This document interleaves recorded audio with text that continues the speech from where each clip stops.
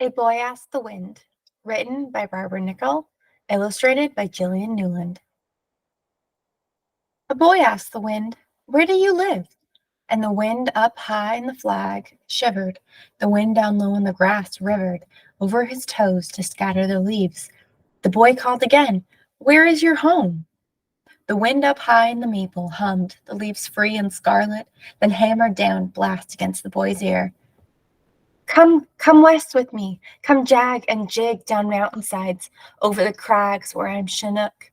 The boy felt a tug and a gust and a shake and a warm singing, a warm breath around his head, and saw a prairie huge and spread below with snow and bison herds.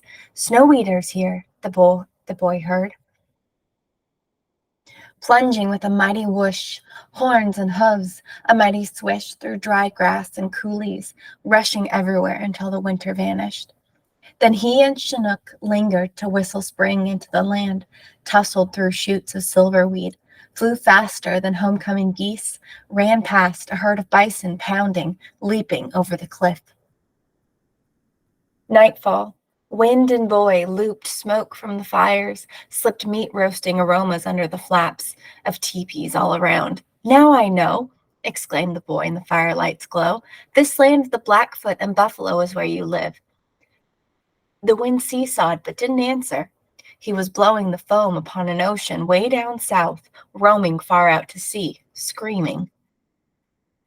"Papagayo! Papagayos come to churn this water, mix the shallow warm with deeper cold."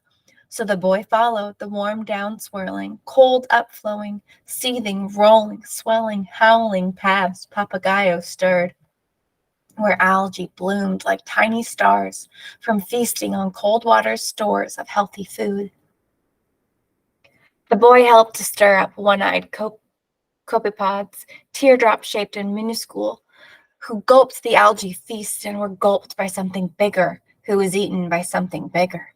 Swish, swash, fish ate, fish ate, fish ate, fish ate, fish ate, fish ate, fish ate, fish, until a huge marlin came whooshing by in search of a huge breakfast, found the biggest for her feast, and knew who'd stirred the first link, the algae blooms. So she burst from the water, burst right into the teeth of the wind to offer thanks.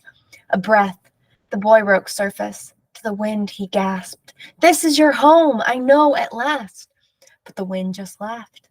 Then deep within the boy's ear came the sound of travel to an ocean far. "Doctor, doctor, I am the Cape Doctor." The wind's whisper grew as they swept round the corner of the southern tip of a great continent. "A doctor? How?" the boy asked.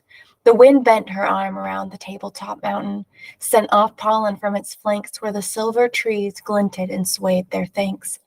She moistened the air to green the slopes, blew hello to the ghost frogs who lived only here, blew past daisies and porcupines, up and up fast.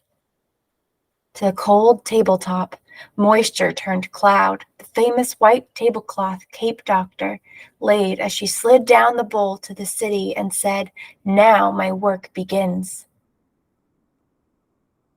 Then wildly, loudly, Cape Doctor howled the smog away. For 15 nights and 15 days, she cleared the air of fumes, of haze, of dust and smoke from factories and cars and trains and crazy machines. "Is this where you live?"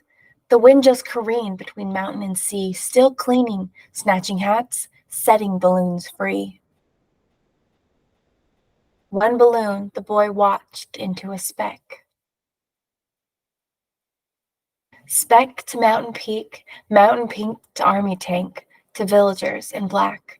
He shuddered, longed for home.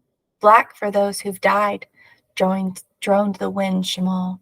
Each summer I roam this land between rivers, have known its riches and things too terrible to tell.